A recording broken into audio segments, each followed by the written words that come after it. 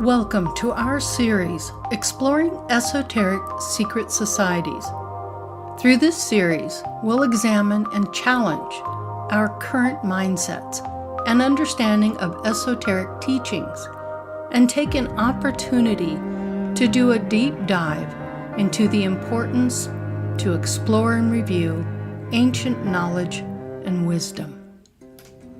The traditions of all mystery schools throughout time have been held together by a common thread, a common order of the wisdom knowledge keepers, known from our current post-Atlantean epoch as the Rosicrucian order. Now, even today, their knowledge is practiced by initiates with various organizations, such as the Masons, the Hermetic Order of the Golden Dawn, and modern-day members of the Rosicrucian order. The Rosicrucian order is a philosophical and educational organization, not a religion. The Rosicrucians are mystics of enlightenment. They were a legendary and historical secret society that emerged in the 17th century Europe, claiming to possess esoteric wisdom and the power to reform religion, science, and the arts. Their origins are centuries old. While their existence is debated, the Rosicrucian movement had a significant impact on intellectual occult thought. They believe in secret wisdom traditionally passed down through ancient times that can transform humanity. By revealing hidden knowledge about the universe, the spiritual realm, and the natural world, they combine elements of occultism, Hermeticism, Jewish mysticism, and Christian Gnosticism. Key beliefs include the importance of spiritual advancement, selfless service, and the study of natural laws to live in harmony with them. Centuries ago, they were actually alchemists who used alchemy as an allegory for refining their qualities for the more dense to the more refined. In themselves, it's about personal transformation. Their core beliefs and practices begin with spiritual enlightenment, the pursuit of divine knowledge through transformation and mystical experiences. Alchemy as a metaphor, not just turning lead into gold, but refining the soul, transmuting ignorance into wisdom. Unity of science and spirit, they champion the harmony between scientific inquiry and spiritual insight, a concept that resonates deeply with modern holistic approaches. They also believed in universal brotherhood, emphasized compassion, interconnectedness, and service to humanity. Geometric light codes and symbols, as well as sound and light through the mystical semiotics. How does this influence modern spirituality?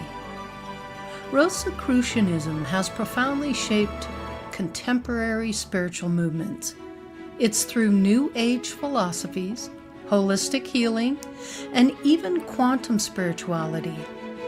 The Rosicrucians' view of the universe as a web of vibrational energies aligns with modern ideas about consciousness and the interconnectedness of all life. In a world increasingly hungry for meaning beyond materialism, Rosicrucians' ideals offer a timeless path, one of inner alchemy, cosmic harmony, and the sacred quest for truth.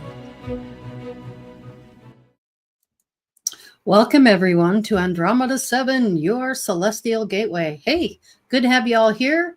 We're continuing our series Exploring Esoteric Secret Societies, Part 4. So love having you here, Nick. Thank you so much for joining us tonight. Yeah, sure. Like to say, are you excited, Nick? Oh, yeah. I'm like Path 4, so it doesn't show, but I do have a lot of fun with this. Awesome. Well, thoroughly enjoying it. So Hope you I all love your are. background talk. Yeah, very cool. Want to go ahead and just greet everyone in chat real quick, kind of welcome everybody in. Come on in. You know, it's time to feed your brain and grow this big old heart of yours and learn more about ascension, spirituality, the Rosicrucians, all the good stuff. Lucky Stone, good to see you. Thanks for being here. Always a pleasure to see you. Elizabeth Power, good to see you as well. Hope you and your sister are doing well. I heard you moved. I hope everything is going well in your new place. So wonderful for you. Hey, Steve Bow, good to see you as well. Hello, hello. Let's see who else we got. I think people are still. Oh, Elderberry, good to see you as well as always. Howdy, howdy. And I think that's about it for now. There's 9 of us watching, or 9 of you guys watching.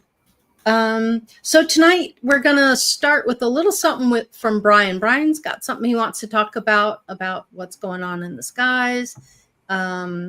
Just to let you guys know, I wanted to show you this last week, but I didn't have a chance to. And we were just talking about this prior to the show.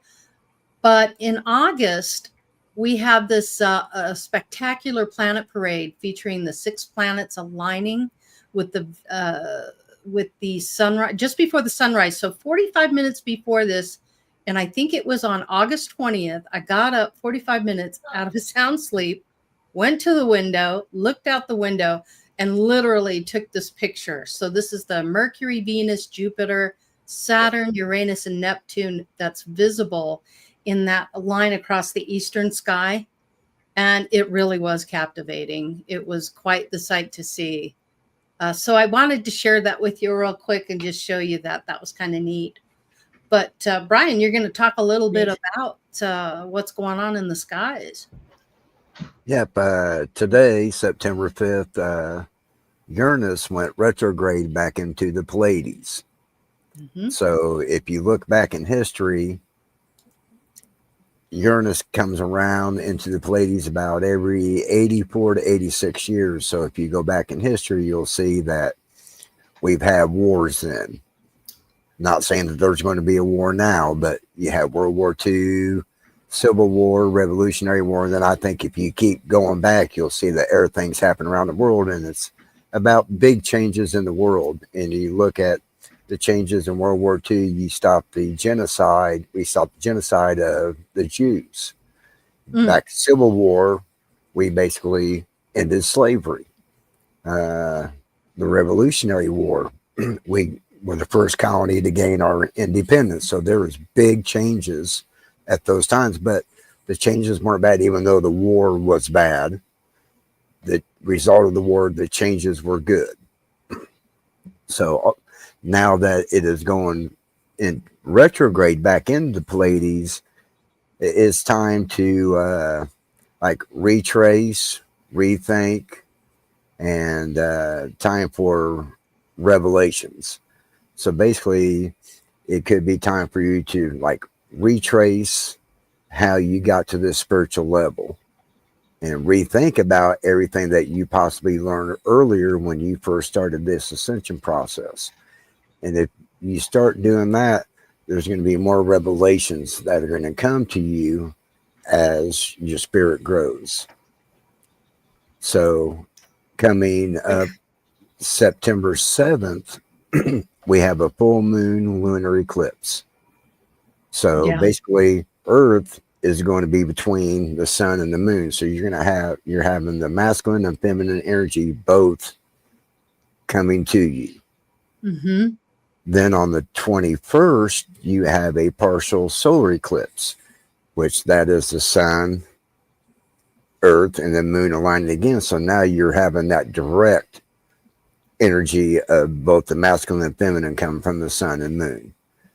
And then the day after the 21st is the solstice, which I always tell everybody it's about balance. So I'm thinking what it's saying with the lunar eclipse and the solar eclipse, this is the perfect time to really balance your masculine and feminine, because you're going to have strong energies of both coming at you. So it's going to be really important to find that balance between the two. Mm-hmm. Mm-hmm. Or So the they're merging of those energies between mm-hmm. your Yeah. own. Sorry. And they're No, merging you're good. within yourself. So you got to look. And also, the full moon happens in the first quarter. The solar eclipse happens in the last quarter, and you have 14 days in between. So if you reduce all them, they all come to 5. So, and then you have the change of Uranus in the Pleiades.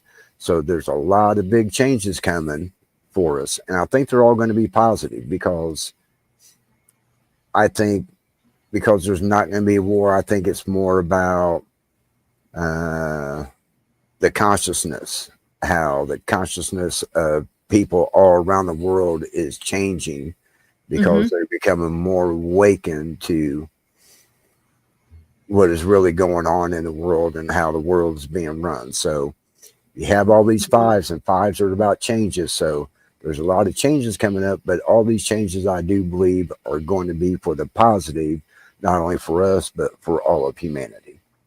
Yeah, and I think too that in a sense, it's interesting that you say the every 84 years how you have that major change.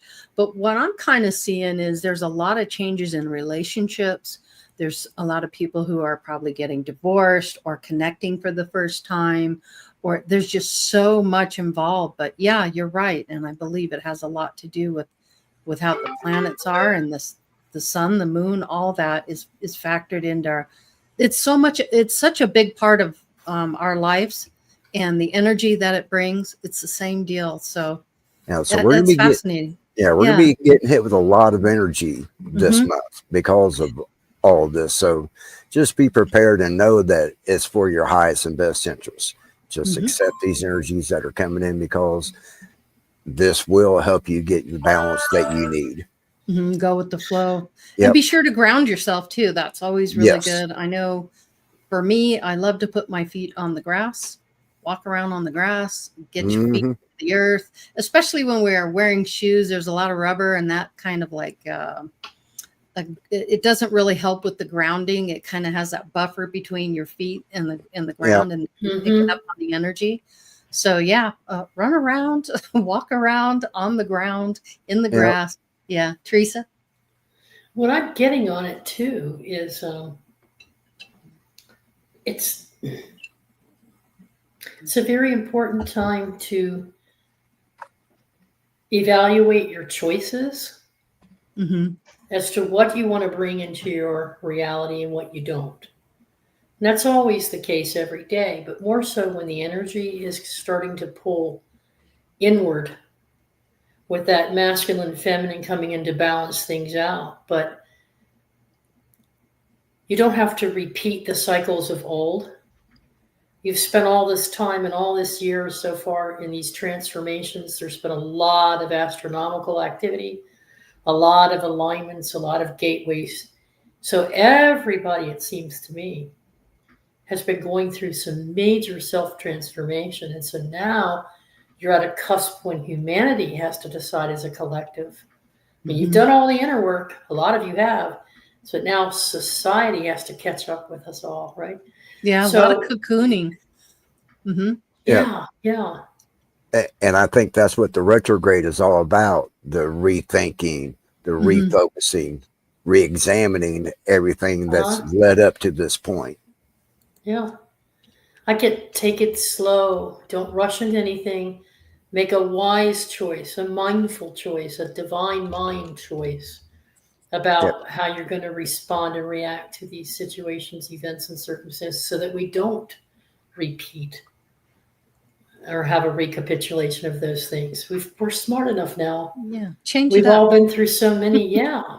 Change it up. Yeah. Yep. Don't do the same old, same old. Do something different. Change your routines. That's what it is. Yeah. Consider changing your routine. Yeah. Yep. Awesome. Well, Brian, thank you for that. Thank you. Very cool. I like that. Thank you. Well, Nick, the floor is yours, so to speak. Let me get this together. Okay, today we will be talking about part 9 and part 10. Okay. All right, so let's start out with part 9, which is the sevenfold soul of man. Seventh Aphorism states, the soul of man is sevenfold, yet but one in essence. Man's spiritual unfoldment has as its end the discovery of himself beneath the sevenfold veil. So the Rosicrucian is now directed to apply his attention to the concept of the sevenfold soul.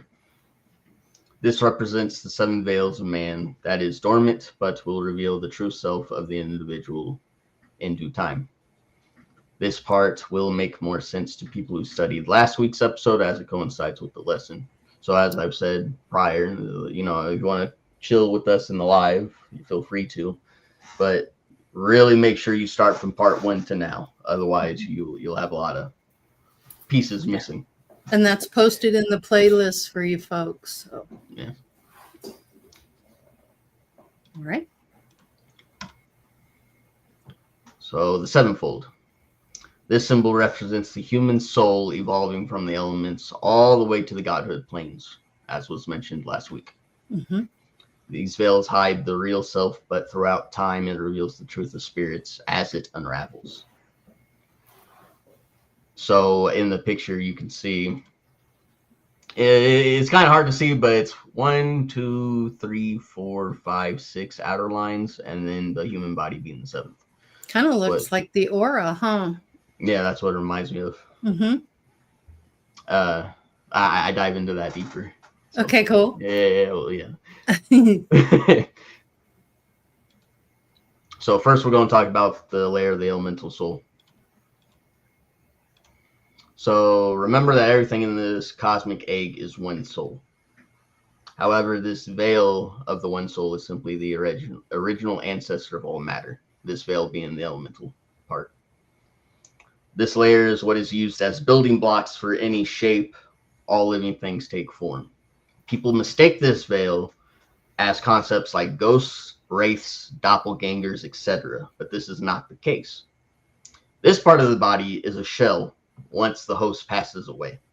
It is in essence just the elements holding its form until it eventually disintegrates back into wanton energy to form something else once again. Rosicrucian teachings claim this is not the astral body, and it is almost lifeless. It has no conscience or intelligence. It is simply energy and memory holding on to the vibrational form of the human it used to be a part of. So basically what they're saying is when someone dies, and you see the aspirations of them, that's not really them. That is, it's just the empty shell. Like when you crack an egg open, Mm-hmm. the essence of the egg is gone, and what you have left is an empty shell. It's just the minerals, the calcium, the deposits of the matter. yes. So when you see a ghost, don't get attached to it that deeply, because more times than not, it's not actually who you think it is. It's just a piece of the clothing that they shed, essentially. Yeah. So it's like our meat suit floating around. Yeah, it's like the outer layer, like how Lori said, like the outer shell of an egg. So Yeah. that's how they interpret it. Mm-hmm. Or like wearing a suit of clothes. Your clothes wear out. You take them off and you put new clothes on. Yeah. It's the vehicle for the spirit, or the spirit and the consciousness to learn and grow in. Yeah. It's just a vehicle. Reminds me of the hermit crab, always looking for the next shell. Yeah. Because it Crawl keeps into. expanding. It needs a bigger Yeah. one. Yeah. Yeah. In regards to this, I'm pretty sure this is them explaining the subplanes of the human plane. Got Put it. into perspective Okay. how we talked about the planes in previous videos. Mm-hmm. They just deep dive into the human one specifically. Yeah. So after you get through the elemental plane, you go into the mineral soul. So this goes into the mineral and chemical substances of which the body is composed of. When you cremate a body, this part is left afterwards. Everything evolves with the help of carbon, showing how important this aspect is for life. Once the mineral soul starts decomposing, it is then recycled to nurture the next life. This is just a complicated way of them explaining how a balanced food chain works. However, remember, it is part of the sevenfold soul. Thus, it's an important fundamental on being human. So you just become fertilizer? Yeah, basically. that part of it, anyways, that layer of self. Yeah. Mm-hmm. Reincorporated into the earth. Right. Yeah. From whence it came. You know, we've gotten so far away from this kind of understanding and wisdom.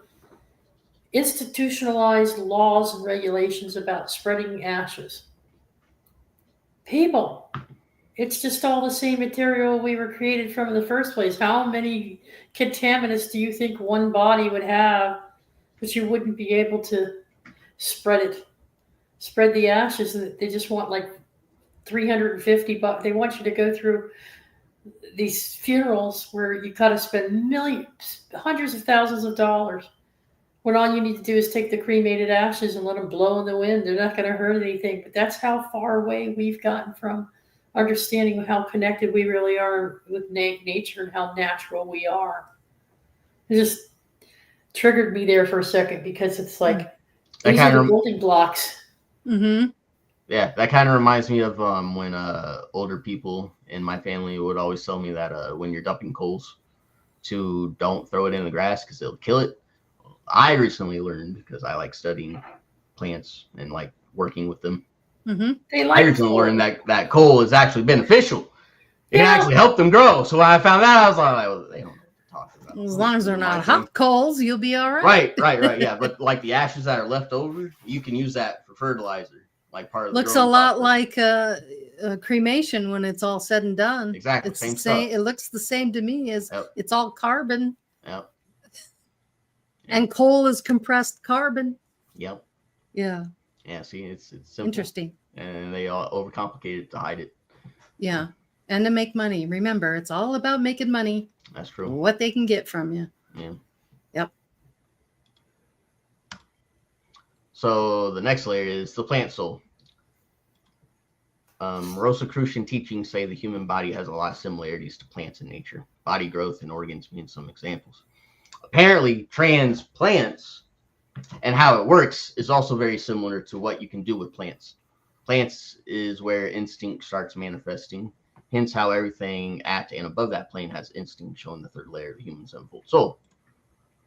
So I thought this was interesting because like I've actually like done this with plants before, where like if I want to grow a new one, I'll take a piece off and then either I'll make it its own plant or I'll attach it to another plant for it to grow like a transplant.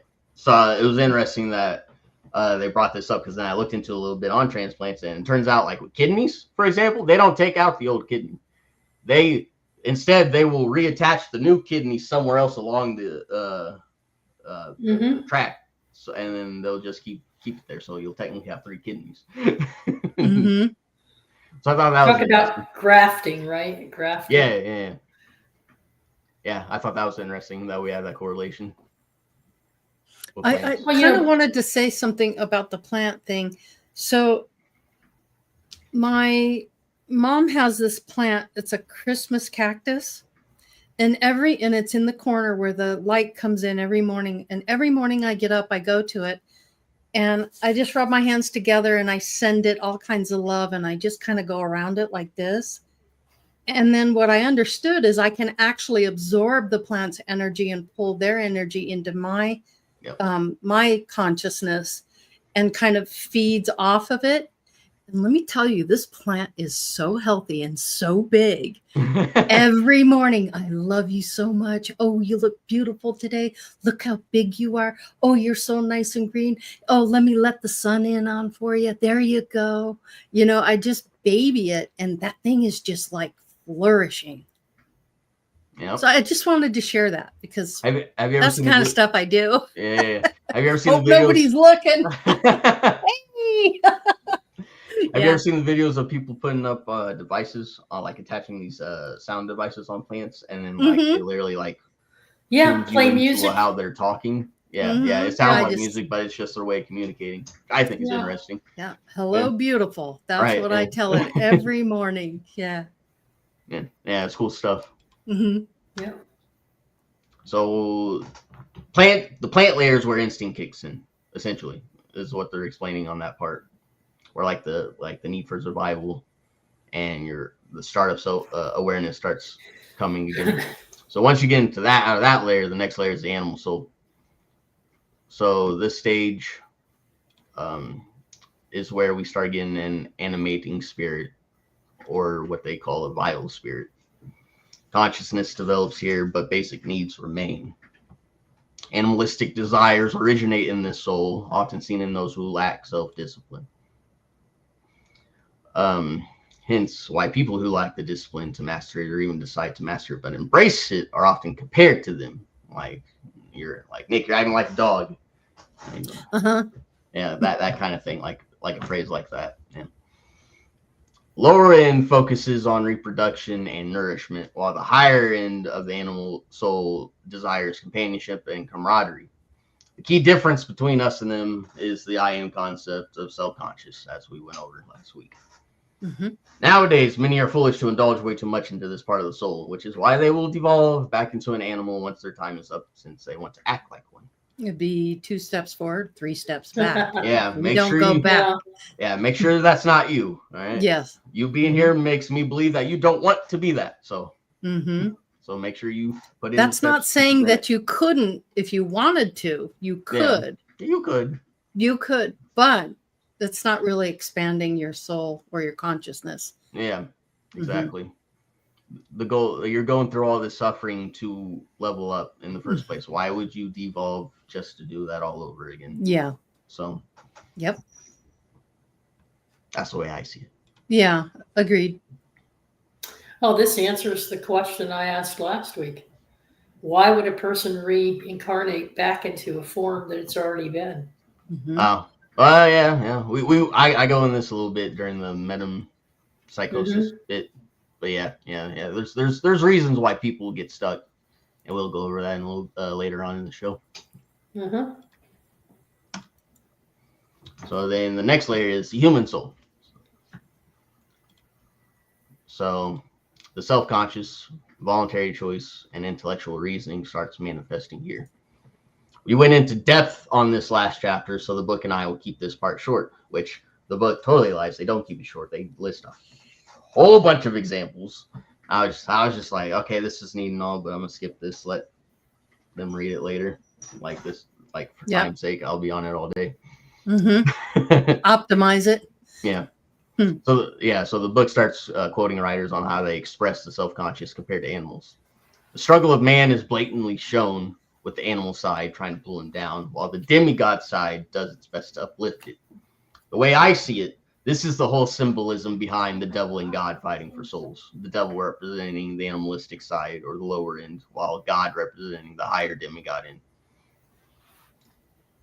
This is why so many here are stuck spiritually. If you are a human doing inhumane things, you will get to do this all over again, as many times as it takes.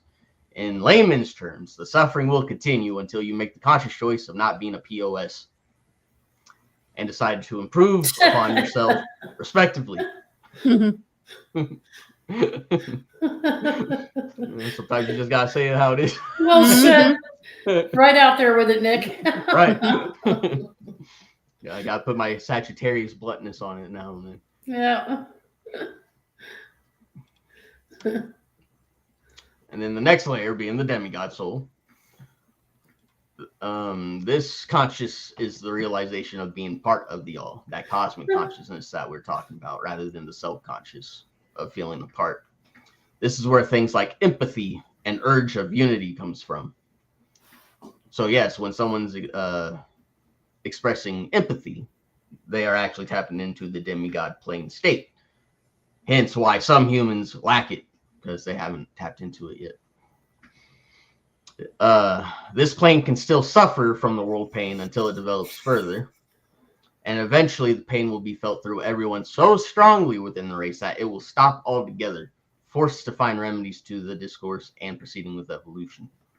Which, from what Brian was kind of talking about with the whole change thing, like it's been happening. I feel like way more people than what it used to be are more empathetic towards all the struggles and strifes that are happening throughout the world, even if it's not happening in their own country. Huge improvement, in my opinion. Yeah, I see it like at the grocery store or being in public. People are way more patient. They're kind. They're saying Yep. hello. They're getting the door for people. I've noticed that the last couple times I was at the Mhm. store. Just strangers, like, talking More like they've more- known each other forever, Mhm. which they probably have Yeah. on some level. Yep. But yeah, you see it in society. It is changing, and I'm happy that it is. Yeah. Yep. Same. Love your graphic, Nick. Love I your know. I Mhm. thought it was a good one. That's cute. Ta-da! So here are some You know, common. Here are some. You want to go ahead, Teresa? I'm sorry. Yeah, with those that don't practice emphatic listening skills, I think a lot of that. You're seeing more people saying, "I've had enough of this. I just want to be nice. I'm tired of being grumpy." And so that's a lot of what's going on. Is we've had enough of this isolation during COVID, and then we came out of that, came into a fear of the unknown. Now we're dealing with the consequences of all of that the best way we can.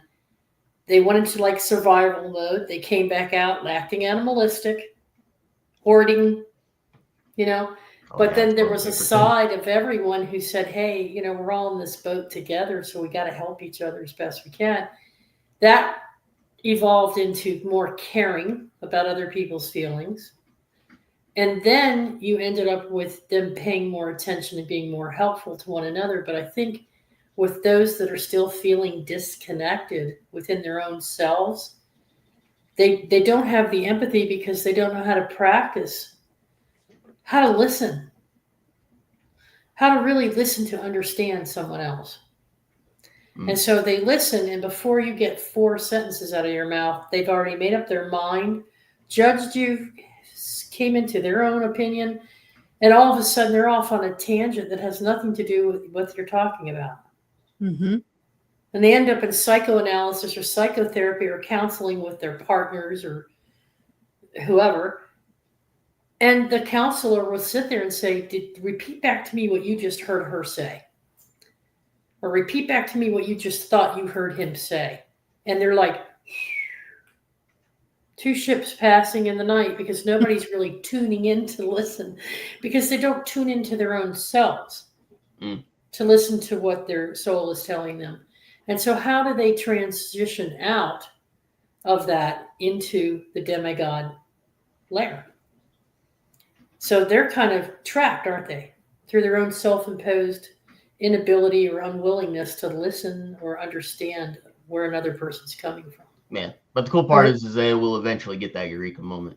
Mm-hmm. It happens. Some people are just slower than others. You have an infinite opportunity for it. Yep. Yeah. So here are some common demigod features. So first one being a conviction of actual being and immortality, all fear being removed, faith in the unknown, universal love. Yes, this includes everything you currently despise, removing self-righteousness, condemnation, bliss and joy being a constant state of being rather than a fleeting emotion, a feeling of exalted knowledge and wisdom, which I personally hope everyone's been feeling that with these episodes. If they are, that means I'm doing something right. Any human who has took time to actually work on themselves has experienced at least one of these in their life. This is the proof of the ascension process. I want to go back real quick to the fear being removed. How many of us live in fear? So when I was going through my ascension process, I realized that fear was just lying to me. It's a liar. There's no truth in fear. Fear is like the expectation that something's going to happen. And 9 times out of 10, when you worry about something, it doesn't happen. So I quickly learned how to not be afraid of anything. I'm not afraid of dying. I'm not afraid of not having enough food. I'm not afraid of anything. I'm not afraid of anybody. I'm not afraid of anything coming at me. I just have removed the fear of fear, and I'm like seeing it for what it really is. And a lot of people react and live from a sense of fear. Oh, if I don't do this, this will happen. Or, oh, if they don't do that, that's going to happen. And it's interesting because you'll see people reacting to fear And when you've removed yourself from it and you're just kind of numb to it anymore, Mhm. you're like, oh, that's fear. They're experiencing fear or anger or disgust or whatever. It's just an emotion that they're feeling at the time. So you become kind of detached from it, and you realize that the power, you give fear the power that it has over you. If you take that power away, then fear can't even like touch you. It can't affect Mhm. you. Yeah. Yep. Anyway. And sometimes communicating that to other people is important Mm-hmm. because they try to draw you in. And if you're on a project with If you somebody don't or do you're this will happen. Blah, blah, blah. Well, that hasn't happened yet. right, So that's just fear. why That's, are you going there? yeah. Why are we even talking about it? And sometimes you can't if you're working on a project at work. Mm-hmm. Or you're with a group of people and you have a common purpose and you can't just walk away sometimes. Right. I mean, you can, but I mean, you'd lose your job. You know? I did. I walked away. Yeah. Yeah. Just Yeah. just understand what fear really is and know that you have control over your fears.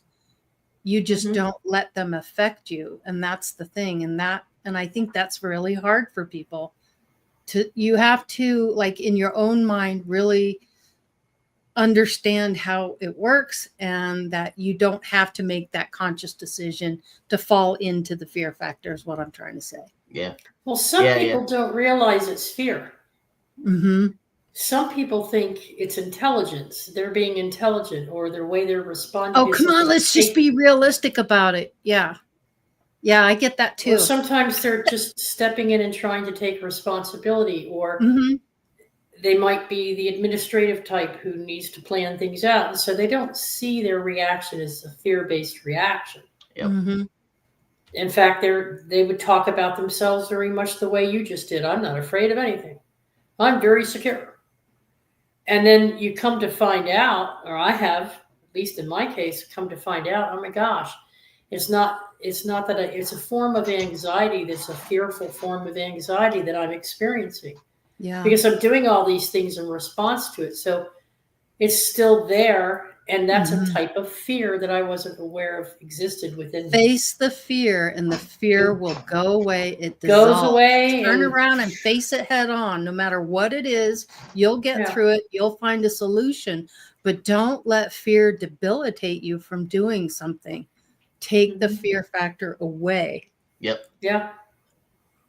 And it's something you got to practice. You're not just going to have it. It doesn't just, it takes practice. It surely does. Because fear is a common human emotion that Absolutely. everyone's going to experience a little Here's bit, a at least. really simple example of the difference between demigod and someone who's still in that other layer. And that is, you wake up. Lori said the funniest thing to me the other day. It was hilarious. I was so put out because these people, I get this phone call that wakes me up out of a sound sleep.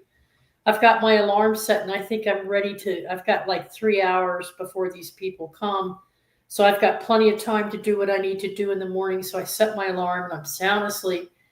And 8:00 in the morning, I get this phone call that the people want to show up like within 30 minutes to 45 minutes. I'm like, what? They're not supposed to be here till 11. And I was like, dagnabbit. I'm like, what do you expect me to do? Fly down a fireman's pole and jump in a fire suit, run out the door if they haven't even had any coffee? I'm partially disabled. I need time to wake up in the morning. What's wrong with these people? You tell them to take a hike. You tell them to come back another time. This is inconvenient for me. I'm not going to be pushed around like this in my own house. That's not what I was going off about. I was like, oh boy.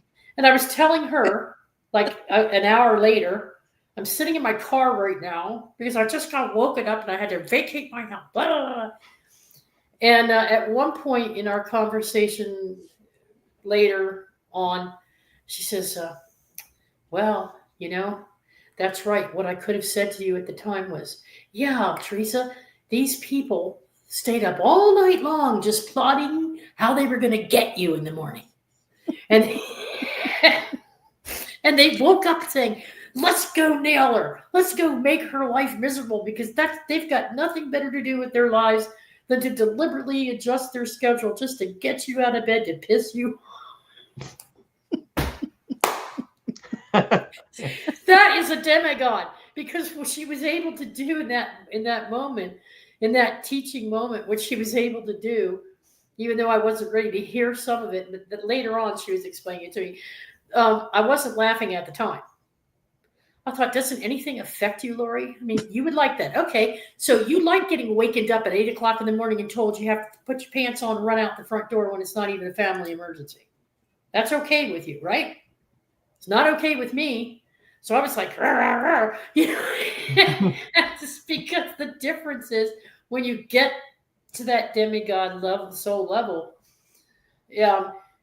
nothing affects you the same way.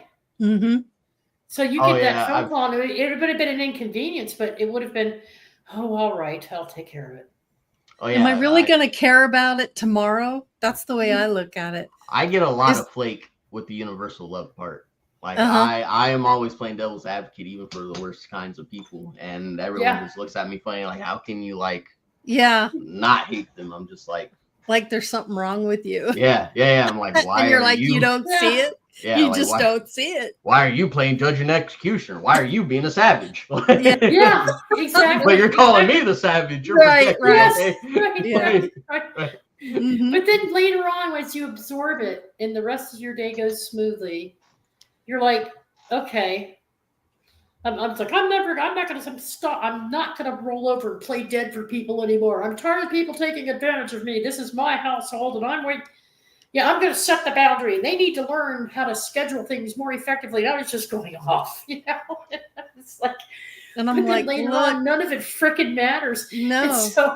And so the rest of the days, the rest of that day and the next day unfolded in such a way that there were those moments, and I totally flipped how I look at it. Oh, they're coming. And you were exposing me to that energy. I have to sit here and be exposed to it. Yeah. And I have to go numb because I don't want it to affect me. Right. But yet you needed to vent.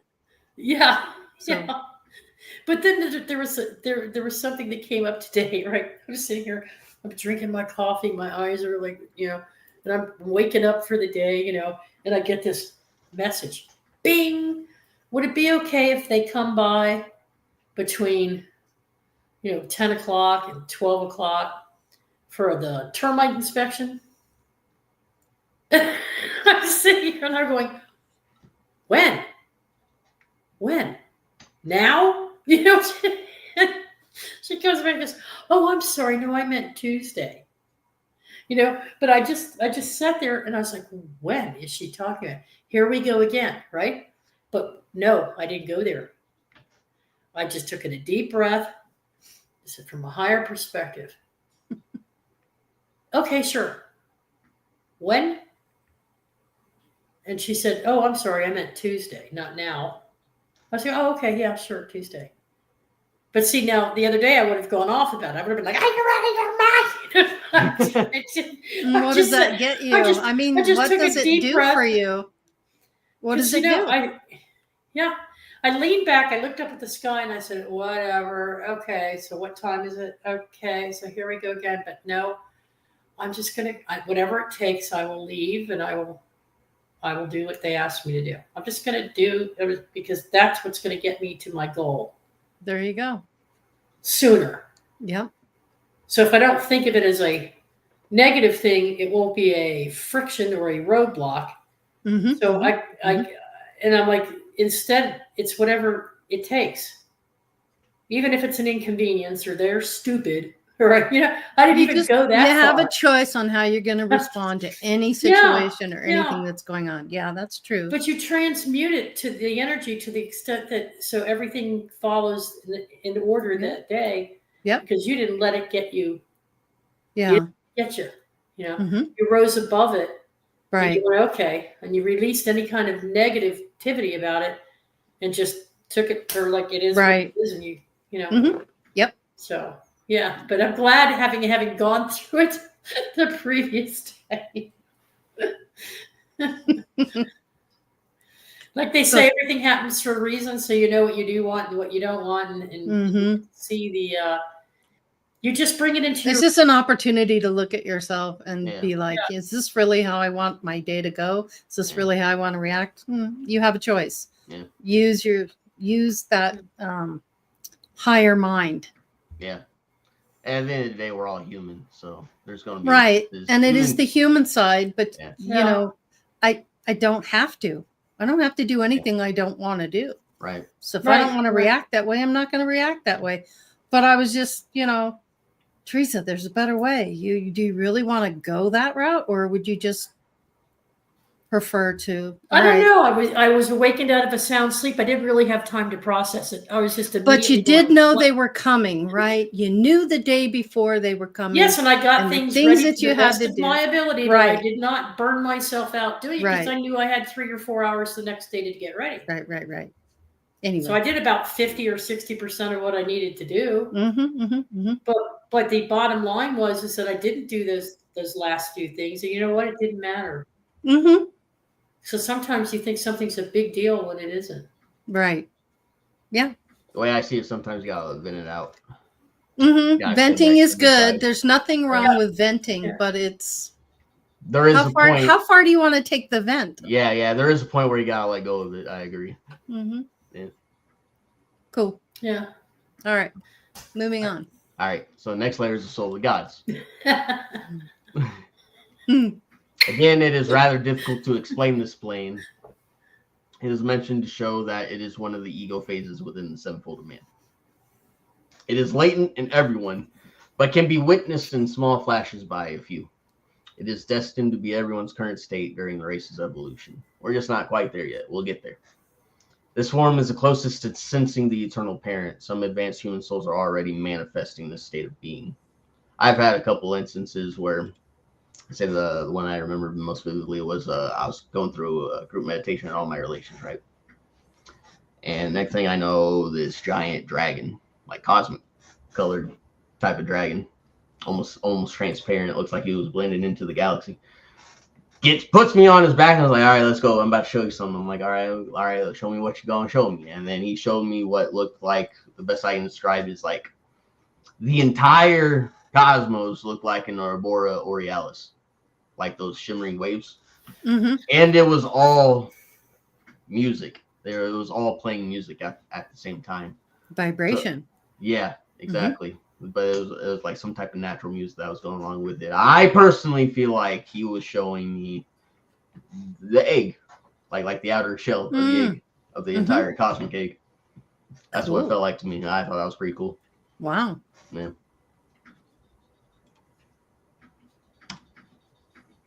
So the summary to part 9 is the student should not mistake these as separate layers. That symbol is figurative, not literal. There is one self, these 7 veils going from the darkest night to the brightest day within man symbolically. The lesson is in every man is the potential of godhood.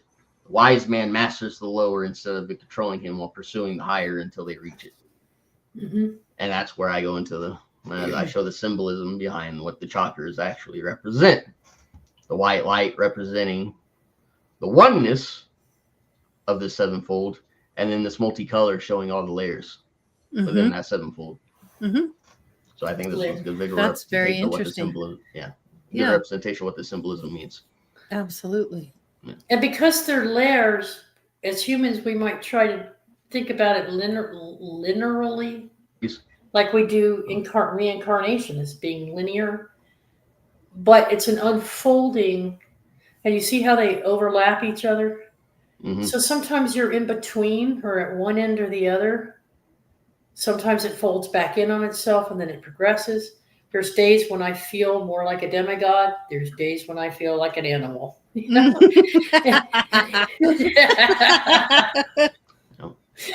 Trust me, she's right.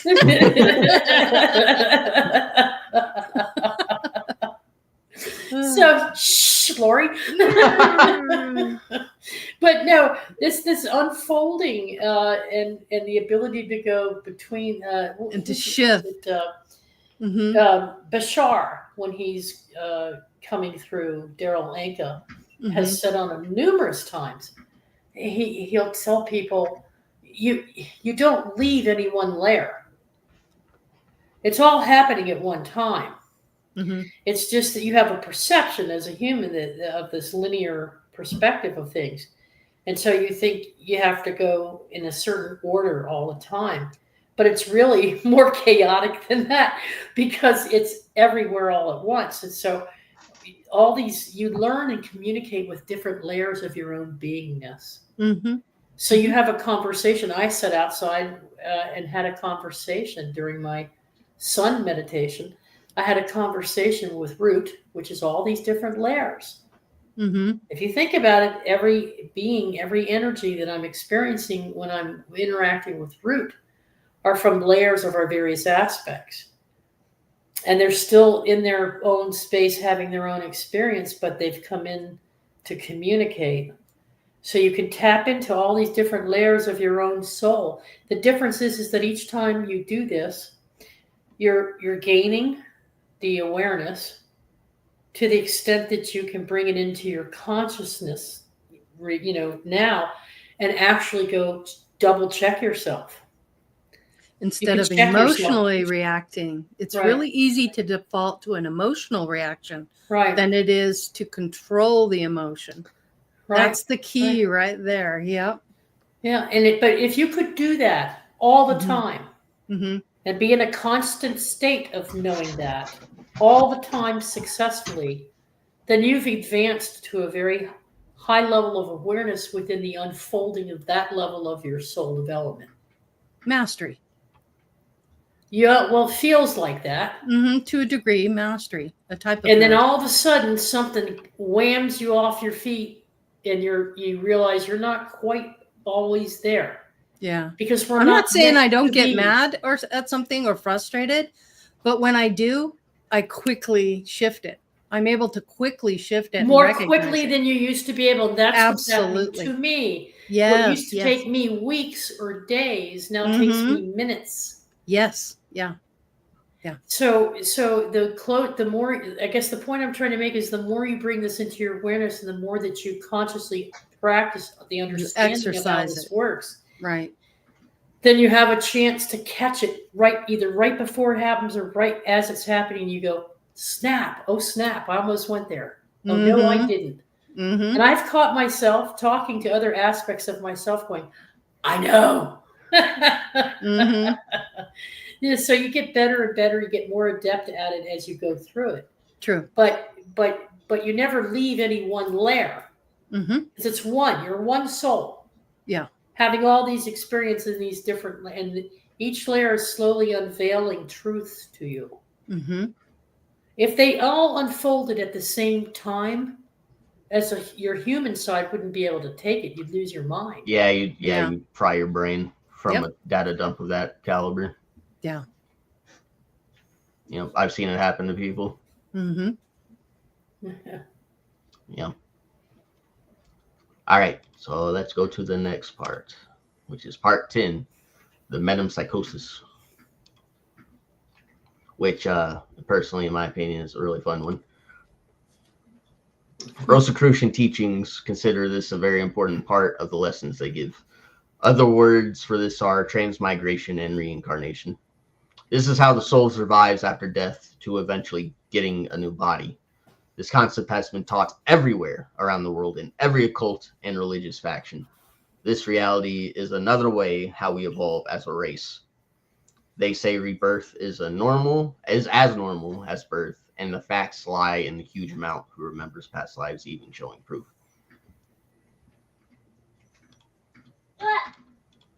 So here are some things that you should note down and study. Teachers don't debate on this. They rather present the proof along with guiding the students with their intuition to reveal their own past lives. Egyptians, Western thinkers like Pythagoras, Virgil, Ovid, etc. taught it. Plato's teachings taught it. Hindu philosophy is based on it. Persian magi held implicity to it. Druids and the priests of Gaul taught it. Traces can be found in Aztecs, Peruvians, and other civs belonging to the New World. The Eleusinian mysteries of Greece, Roman mysteries of the temple, inner doctrine of the Kabbalah, Gnostics, Manichaeans, Minutions? thank you, and so on, all taught the doctrine of metapsychosis. Even if one didn't believe in it, they still hold great respect for the concept. Eventually, we'll get into these different teachings in greater detail in different episodes, but for now, this is to show the thing that is true that ties all of these beliefs together. So yeah, when I was looking up this one we were talking about earlier, like in the pregame, I was like, you'd be surprised, Teresa, how many religions and factions and everything actually are talking about the same thing, and it's called metapsychosis. They have different names for it in each culture, but ultimately it's the same thing. Metapsychosis. Yeah, metempsychosis, I believe. Metem. Yeah, Mhm. It's an interesting word for it. yeah. Yeah, there's so many different. I stumbled across the one for. If Sophia were here, she'd handle it beautifully. But I stumbled across the difference of the Norse and Viking idea of the layers of the soul like this. Yeah. They're just different. They see it as an individual pieces of themselves that they can disconnect from and send out into the universe in different ways. And they have different aspects having to do with their personality and their characteristics, or whether or not they're wealthy or successful. They can actually they detach that portion of their soul when they leave this earth, and they send that into someone else to inherit their good fortune, to inherit that part of themselves. Others are shapeshifters. They can detach a part of their layer of soul and send, and it's all about your looks and your characteristics and personality, and they can shapeshift and project that part of their soul into some other aspect for some other service work, and then come back and reattach to that soul, much like we do with thinking of ghosts. They're really not ghosts or spirits. They're part of that detached part of that soul that you send out on a mission, basically. So they see 4 layers of their own soul, and they detach them for different purposes. And they're closer to the early Egyptian understanding and concept of this unfolding or unveiling, if you will.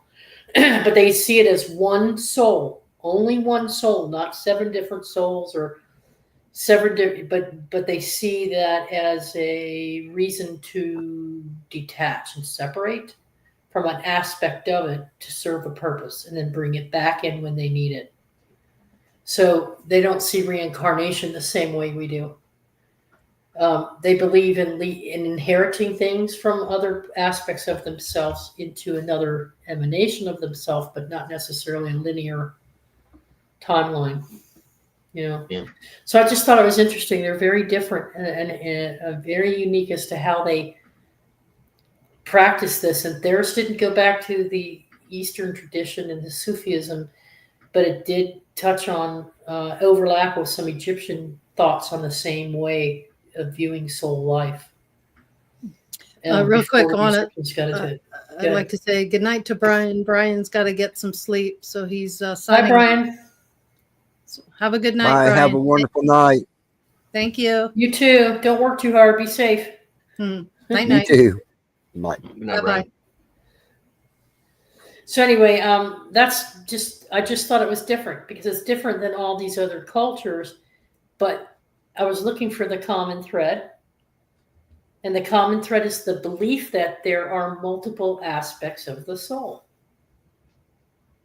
and how they unfold to reveal abilities that you can acquire as you work on your inner self and come to respect those aspects of your own soul journey.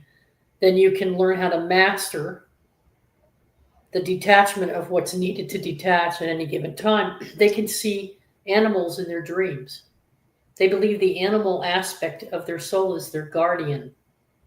So they detach from a part of their soul, that guardian aspect, which is in an animal form, and appears to them in dreams and brings them messages, very much like our Indian medicine cards when we do the tarot. So nature teaches you so many things about yourself. And then when they see themselves as animals in the dream, they see that portion of their self reflecting back to them, a lesson to be learned. It's very connected to nature. And they see that as a guardian, because the guardian is looking after the rest of the soul, all the other components of the soul. And they're being guided very much like we are with our guardians, being guided to making better choices. But it takes on an animal form. That guardian will also let them know when their time is up. And how do they do that? They appear to them in a form of either being very bloody or damaged or broken in some way, bruised and bloody. So they know, that my end time is coming in this physical being. So the soul can prepare itself for what part it's going to detach to give to an inheritor in their bloodline that's going to inherit their good luck or their personality or traits. They can prepare for their own leaving. And we don't do that. We don't know when our number's up necessarily. Most of us leave according to our soul plan. We don't necessarily know what that soul plan is. Maybe we do when we reach certain higher levels of consciousness. I just haven't reached it yet, so I couldn't tell you my experience. I don't have the experience yet. I see death in other people.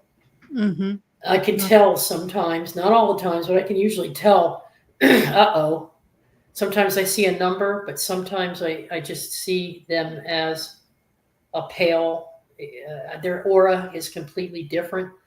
And I'm like, oh, that person hasn't got long for this world. And usually I'm right. But I don't go up to them and tell them that. It's just that I don't see it in myself. But they do have the ability. In the Norse tradition, they believed they had the ability to determine when their time was coming up to an end. Yeah. So that's different than any of these other cultures, but very similar understanding of the layers of. Only for them, it's not a layer; it's a fractal of their own self that they break apart and detach from. They see the oneness in it and can utilize it like no different than an arm, like or a leg. Yeah, They use it as an appendage, essentially. Isn't that a form of self-mastery? I would say so. Yes. Yeah. Okay. So lucky or hard work. The book offers more examples. That goes into even more examples of people experiencing this phenomenon. They probably do this as an attempt to show physical proof, as one can't exactly present inner knowing revelations, since it is a mental in nature, not physical. If you ever see a child prodigy in something like math or chess, it isn't hitting the genetic lottery. They are people who practice these things in past lives and have a lot more experience than you do. This is why I say there's no such thing as pure talent. They just decided to put more work into a subject compared to many others. Mozart being a good example of this, creating and playing complex music as early as 4.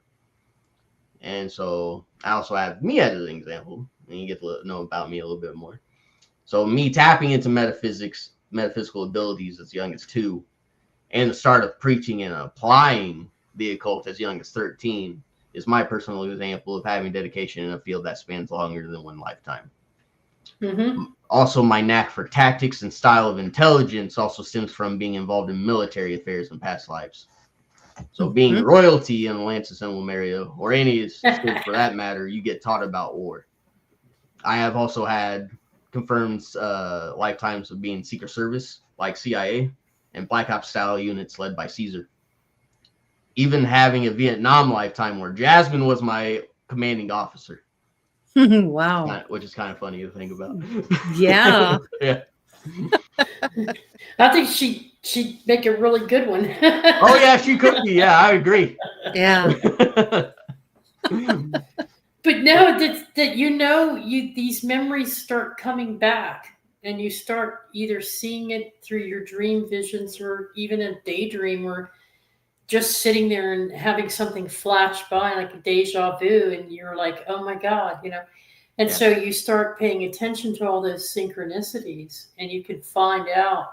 And Lori and I, man, we just started researching history on our own selves. Yeah. Mm-hmm. We would have a flash or a shared experience, and we'd get enough information, work it through, jot down all the notes, and then go back out and research it and validate it. Some things can be validated like big time. So that here's the cool part. So these past lives that I'm talking about with me, this is an inner knowing, but I've actually had outside confirmation from multiple mediums who don't know each other. Yeah. Like Jim picking Yes. up on some of it. Yeah. A good example being Jim, as he is a respected medium who can tap into Absolutely people's lives and tell the tale. He's tapped into my CIA one and my Vietnam one with him. And someone from Chesterfield, another respected medium, also tapped into the Vietnam one. And supposedly she cleared up some karma between me and her during that lifetime, because apparently I was very rebellious. Mm-hmm. And she was always I tapped into a lifetime with Jasmine in Rome. Yeah. I believe that. After Hadrian and Plotnia. Yeah, it was after that. The Rome one specifically, I remember telling Caesar, do not let her know that I exist, because right now you're trying to keep her safe. If she knows I'm around again, she will not want to sit still in one area. So yeah, I counseled her like an elderly. Yeah, and so there's times when you recognize other souls in this time that you were actually with in another time. Or there's something very familiar about them, and you just like, do I know you from somewhere? Well, it's interesting you mention that, because I did recognize her on the spot, because A, she was being an oracle again, just instead of for Egypt, it was for Rome, and B, her eyes were golden, like bright golden, which was like confirmation, because she had the same eyes in Egypt, so I know exactly who that was. Eyes are the window to the soul. Yeah. Mm-hmm. So as soon as I saw that, I was like, "Oh my God, it's this kind of complicated right now that I'm dealing with." Madame Blavatsky's the one that said that. That was a quote from her. Yeah. Madame Blavatsky. Yeah. So yeah, it's interesting. Yeah. Very interesting. So yes, with this being said, if you are bad at something but you like doing it, you better keep working on it. Don't sell yourself short, because it might be new to you. Who knows how many times you've practiced it? Meanwhile, someone has been doing it for thousands of years, so it would be no wonder they could pick it up as early as a toddler. So don't let that discourage you. Keep working on it. Right on. So apply this to yourself. Stand in your own power. Rebirth isn't forced. On the contrary, you are attracted to rebirth due to unmet desires. This is starting to go into what you were referencing earlier. Yeah. You yourself pick certain environments to satisfy certain desires to acquire the indulgence, wisdom, and lessons. Some advanced souls, for example, so they can help the collective progress. Sometimes they just take a vacation in a different dimension of existing and wait it out, because they've gotten that privilege. They don't have to keep coming back to learn lessons. They've learned everything. They just come down here because something's attached to them here still. To view this as a punishment is a paradox, because you asked to be here. With that said, recall what you can, along with your interests, to make your inner fire go ablaze. This, oh man, is what you should be pursuing. You are not lost. You just don't remember yet. Do yourself a favor and start if you haven't. Again, I share my experiences to help everyone here get an idea on how to start or find another avenue to reach said goals, because this is very important on evolution. You kind of set yourself up for certain situations, sometimes consciously, sometimes unconsciously. So you're being led into certain situations. Then you get through the situation or circumstance, and then you'll repeat that circumstance over and over and over. And then eventually you'll get tired of it and you'll want to change it. And that's why a lot of people make the same mistakes over and over and over and over, is because they haven't learned the lesson. And they're not ready or willing to move on. Mm-hmm. Okay. So character is the proof of past lives.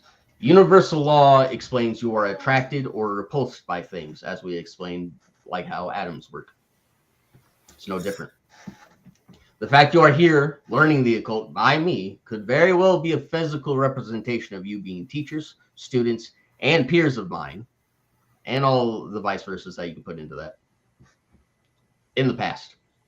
The fact I chose to start with the Rosicrucian doctrine, for example, means I was involved with them in some capacity. All of this is in accordance of the law of attraction, us having an affinity of enjoying the same things and what binds us together.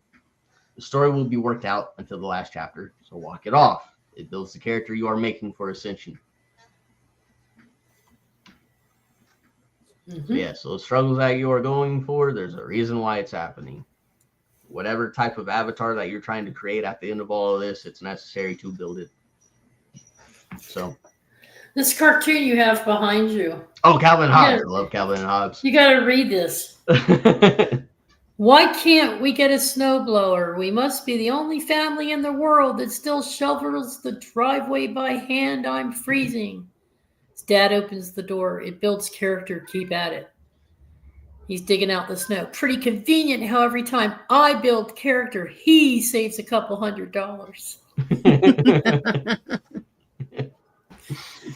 Point being, there is an investment to be made of your time and your energy if you so choose to make that investment.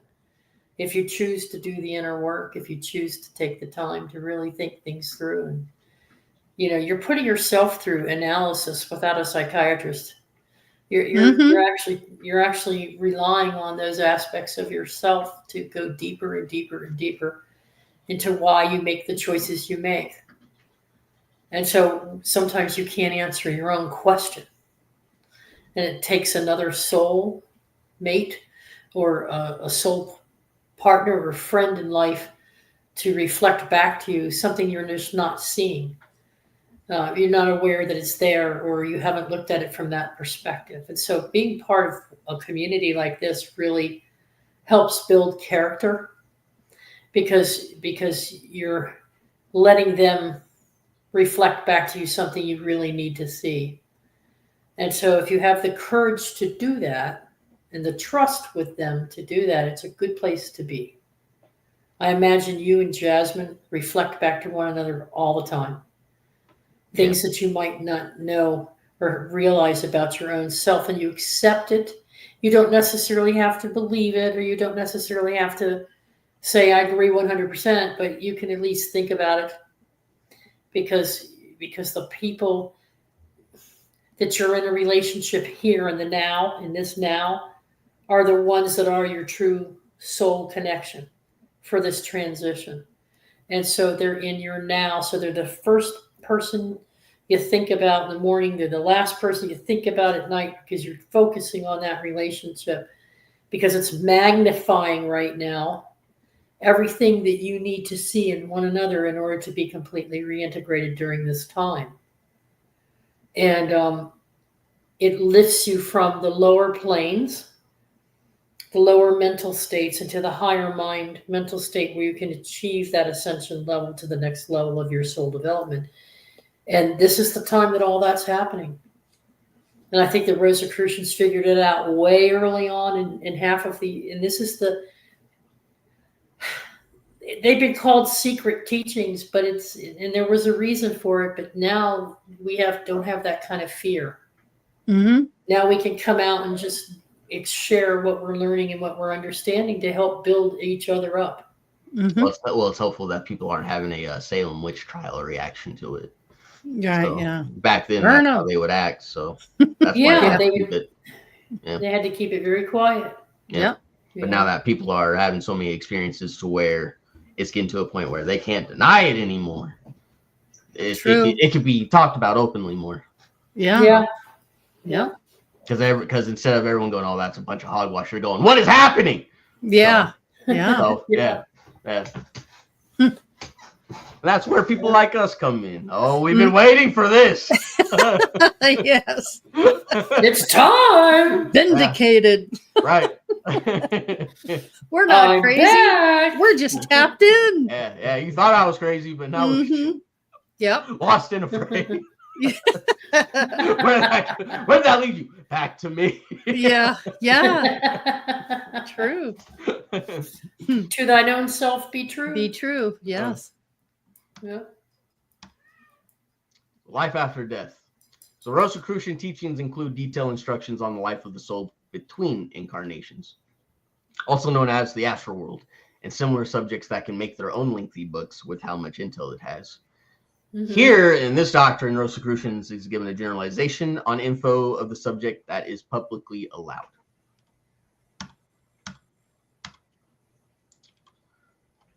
So the astral plane. The elemental soul and the astral soul don't separate right away. It takes time. Only clairvoyance can detect it. So when a medium is seeing those spiritual bodies, that's what they're looking at. They're either looking at the elemental soul that is currently tethered to the astral soul still, kind of like with ghosts, for example, or they're seeing the astral soul doing things like astral project. And that's when you go into those secret military bases snooping around, and then they catch you because you're not supposed to be in there. Yeah. As one good example. It then goes to the astral plane, and the astral plane is not a place. It is a state of being. Yes. This astral body vibrates much higher than the material realm.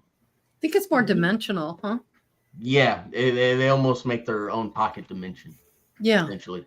Yep. They then go into a deep sleep to prepare for its next life.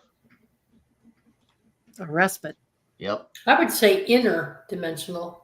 Yeah. While asleep, this pocket dimension is fully protected from all outside sources. Some sleep longer than others. I think Jim told me the average is 20 years, but some people can come back much quicker. Some people come back way longer. The more advanced the soul is, the longer the sleep between births coming back to Earth. That's interesting. Yeah, I see. I thought that was interesting too, because I thought it was the other way around. Yeah, I was thinking that myself. Yeah, but Rosicrucians claim otherwise. So. That sounds a lot like Christian teachings of when you die, you go to sleep in heaven at God's feet or Jesus's feet until you're awakened to come back again. Yep. Like I said, every religion talks about it. They just have their own branding. So. But they got rid of the rebirth part, being born again anew. They don't believe in any of that anymore. Right. No, the newer Christians, but this deep sleep. And I would have to say that based on my noetic experience of my own self, I disagree. This to me is the sleeping world. Yep. The illusion. And in my dreams, I'm in the reality, I'm home. And when I'm home, I'm very, very active. I'm not asleep. And I have other tasks in the afterlife that I perform and can perform and probably will, regardless of whether I come back into an illusion within the 3D reality of this world, of the Earth School. So I think this is a teaching that's been going on for a very long time, where they try to tell people your consciousness is sleeping. It's just that you've gone home to your true energetic state of being, which is at a much higher frequency than you are when you're anchored into the matter of 3D. And I don't think you're asleep at all. I think you're taking classes and courses and interacting with other souls, evaluating that Akashic record, and learning what you need to learn for your next emanation. And it might even be a chance for respite to have some fun too. Well, it's interesting you bringing that up, because that's literally the next panel. Let's get into it. Yeah, go ahead. Law of vibration, the police force of natural law. So this panel and the next panel goes into more what you're picking up on, Teresa. By fixed natural laws, it is rooted in its own plane and subplane. The soul is. The astral soul can visit planes beneath it, but not above it. To go higher, you must attain a higher resonance. That is the key. Through actions, mindset, and progress. That's why the malevolent I believe forces that. that be do their best to keep your vibrations low so they can continue to siphon you in each reincarnation. So, something very important to note. You want to ascend, literally get your vibes up. It's not a cop-out phrase. It holds a lot Right. more Yeah. truth than you'd realize. Mm-hmm. Yeah. The happy place. So during this astral progression, the soul's astral plane, it creates an ideal environment within it. It self-reflects and takes stock of itself to create a better life than the last. It also gets guided by ascended masters as a therapy or assistance of how to progress and heal. Be it stay short or long, the feel of weariness becomes inevitable due to desire of the new or missing past loves. It continues on to the next stage of existing while applying what it learned in its previous life. It thus dies in the astral to come back to the physical to begin again. It awakens gradually, even after birth. An example being Jesus, how he didn't fully awaken until his 30s. He was still going through that progression. He wasn't fully awake yet. Mm-hmm. So that's what it's referencing towards that type of maturing and evolution. Mm-hmm. Prodigies always show signs of awakening early. However, this can be dangerous sometimes, because the body might not be ready, might not be able to handle it. And then other people, Jim being a good example of this, tap into it later, finding newfound vitality in their 50s or so. Like from what Jim told me, he didn't start tapping into this stuff until like late 40s, early 50s when he I became believe a full that. medium. So Mhm. yeah. So Yeah. some people bloom earlier, some people bloom later. Mm-hmm. Some Just are right depends on on time. what the soul wants or Yep. what they're working on. Yep, Yeah. depends on whatever your plan was Your during soul- your time yeah, in your the soul astral plan. plane. Yep. Rebirth. Yep. You had it all planned out in that little astral plane, having help with the ascended masters and anyone who was allowed to come into that realm. Mm-hmm. So, yep. I still have the sense or the knowing. Mm. On number 2, it reflects on its past to improve its future life, is a meeting of the minds, a meeting of all the aspects of itself, its higher self, its over, it's a team meeting that takes place I've seen it, where you're working on what worked, what didn't work, what felt right, what didn't feel right. Did I feel like I completed this goal? No, I think I missed that objective totally.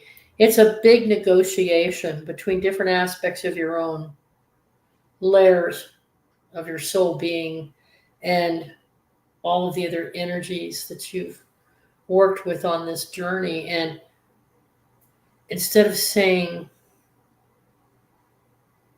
that it dies out, it recharges and comes back with a mission.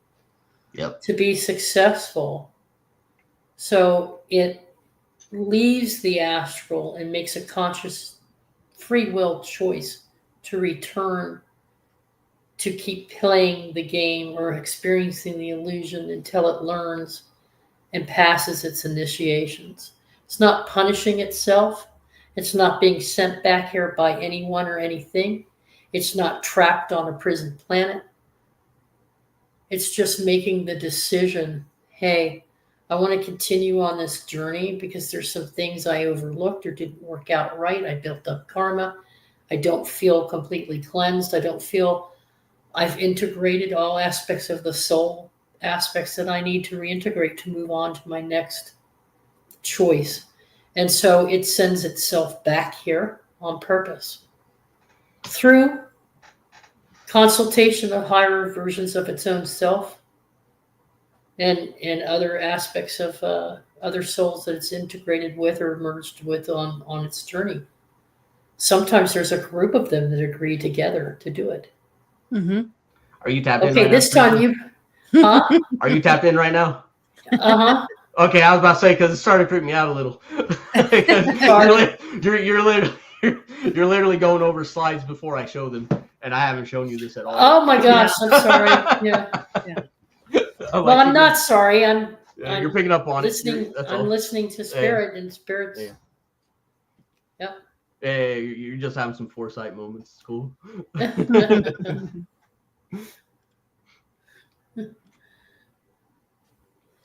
So being attached to the material world means you haven't fully let go. If you are stuck on the material realm, it's because you are not done with it. You're not satisfied. Okay. Yeah. You may be tired of this life, for instance, but not the material realm altogether. To ascend is to realize how temporary the material realm actually is in the grander scheme of things. This, however, in most cases, takes many lifetimes to acknowledge. Give someone riches, glory, love, good food, plenty of sex, other material luxuries, and almost everyone would want to partake, and they will decide to come back. Oh yeah, maybe life isn't so bad. Yeah, let me have some of that. Is how it goes. Mm-hmm. Desire is the seed of action. Desire always wants to do, be, and obtain. Even love is a desire. Even unselfish reasons, like helping others, here keep you coming back. If a soul wants to go somewhere else that is not earth, it shall be. It is their choice alone. Many souls are preparing to ascend during this end cycle and will no longer be part of earth, but something higher than this state of being. So what I can say with all of this is to enjoy that ride. And this concludes part 4. Well done. Awesome. Thank you. Love it. I love it. You know, I think you deserve a hand, Nick. Yeah.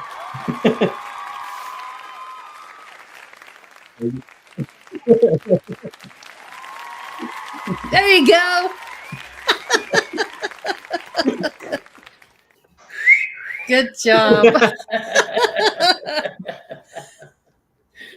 That was Yeah. fun. Thank you. It you know, this whole series is very deep, and there's a lot to it and many layers, but it really does kind of explain the layers of life and the spiritual part of who you are, as well as your physical, how deep everything really goes. And on the surface, you're just here living a life going, okay, I'm going to get up in the morning. I'm going to have coffee. I'm going to start my car. I'm going to go to work. I'm going to do all the things I have to do.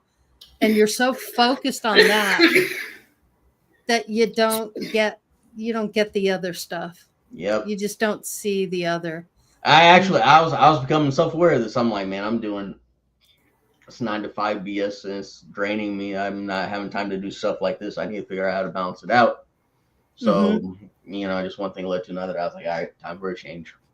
Get a reset going. So I have a little bit downtime, work on this.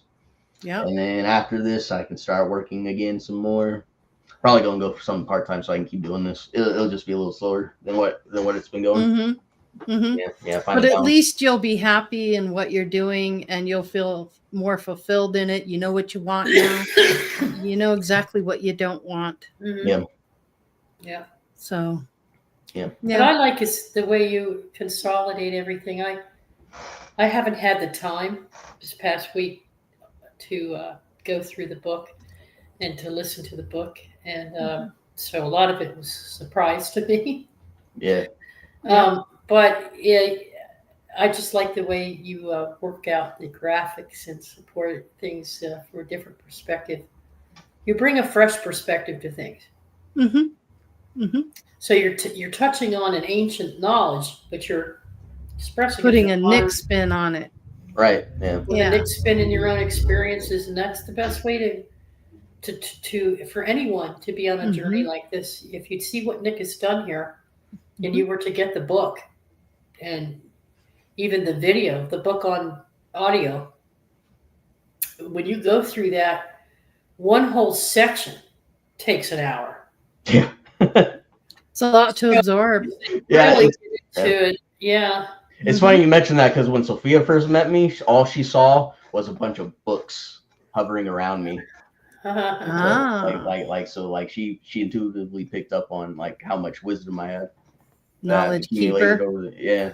Knowledge searcher. Yeah. Yep. Yeah. But it's a lot, and so he's managed to get it down into a 2-hour program, 2 whole sections. I mean, Yeah. each section could be an hour to 2 hours in of itself, especially if you want to absorb the material and you're not just reading it. Right. But you got to go back and rethink things and ask yourself questions. And Oh yeah. And, Oh yeah. you know, a On lot of my this personal is time, yeah. a Yeah, lot of I've this read is more than stuff once. that we have addressed just in a different way, Right. yeah, just a different perspective. So it's very fascinating to me to learn about that this was going on for so long, and it's yeah, been handed down, you know, time after time after time. through various cultures, various practices, not just Yeah, Rosicrucians. right. Rosicrucians, where I think the modern Rosicrucians have gone back to what they believe to be part of their order that has gone all the way back to Atlantis. And but when you look at other cultures and practices on whether it's Eastern or Western thought, they've all taken that same journey.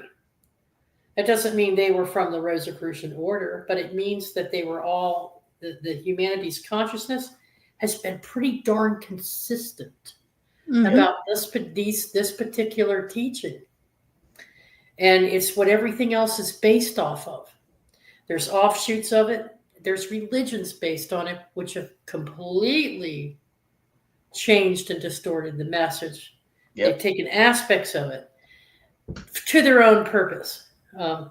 But for freedom, if you really want to be a free spirit and you really want to move on and you really don't want to feel trapped or have the thought or feeling of being trapped, the most freeing thing that you can possibly do is open yourself up to the understandings and then let your soul tell you what resonates and what doesn't. Not any other practices or ritualized beliefs or any one particular order for that matter. But the beauty of the Rosicrucians is that they've managed to hold on to the best parts of every other tradition, so whether it be Gnosticism, the Sufi, Buddha, the Egyptian teachings. They've pulled it all together and compacted it into the knowledge base of truth that's gone all the way back to the earliest possible understandings of the beginning of time itself. Yep.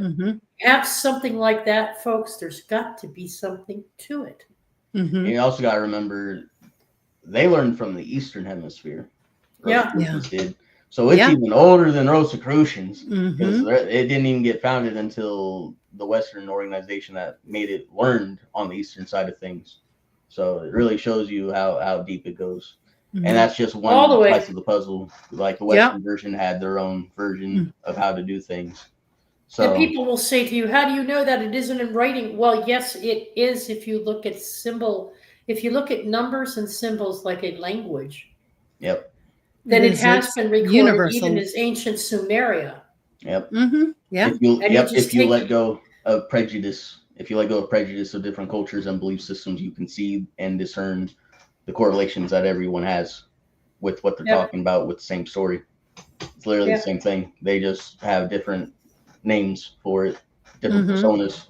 Right.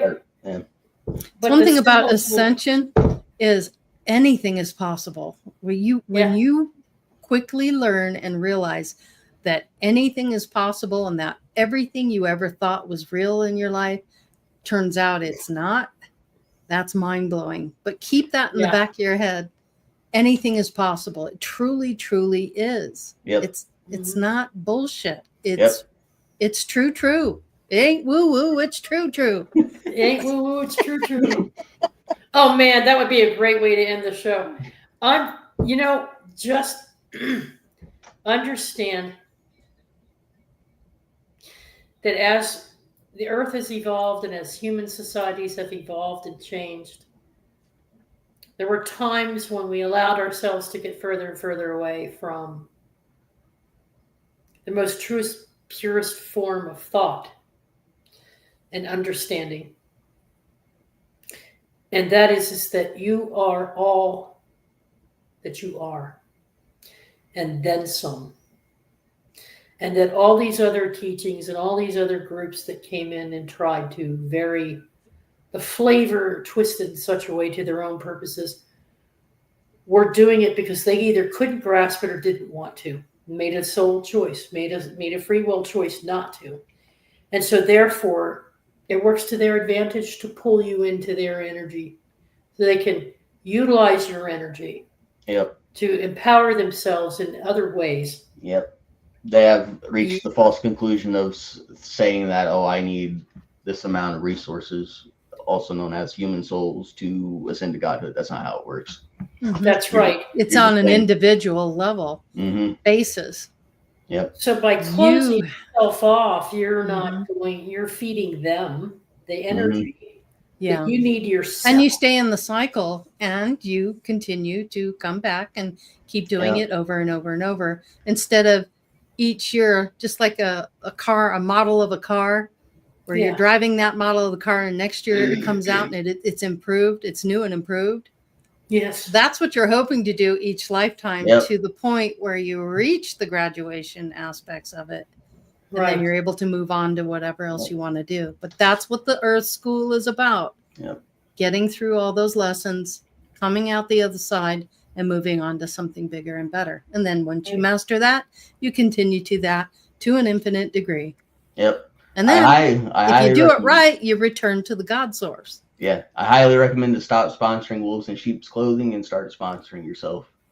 Yep. Amen, brother. Yeah. That's exactly what I'm trying to say. Yep. Right on.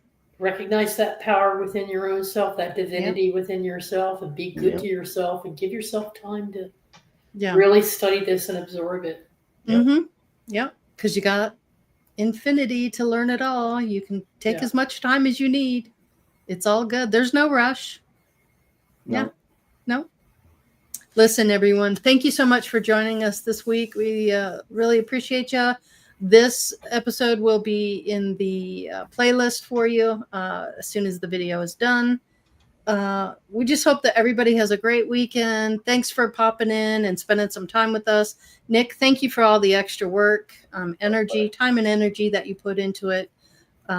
We sure do miss Jasmine. And we're missing Sophia. I'm missing seeing everybody. Yeah. But this really is important, and I'm glad that you're the one that's helping bringing it to everyone. So thank you so much for your time, energy, your love, and your knowledge. And thank you for giving me a platform to speak on it. Next week will be about the soul's progress and the aura colors. Okay. So looking forward to that. Yeah, we get to see some more of the woo-woo aspects rather than just the lecturing. So it's fun. I love it. And by the way, Jamie Butler is the one that coined that phrase. It's not woo-woo, it's true. So I can't take credit for that, but I love it and I love saying it. Well, from what I've learned, the Delulu are some of the most powerful people around. Oh yeah, that's right. They're no different than the concept of cathodes, where they'll just take in a bunch of aspects and then spew out something completely different. That would be reality bending. So delusional isn't always a bad thing. They're just creating a different reality that no one's used to yet. Exactly. So all right, everybody, have a wonderful weekend. Thank you so much. Love you all. Peace. Bye. Thanks, Nick. Love you. Yep.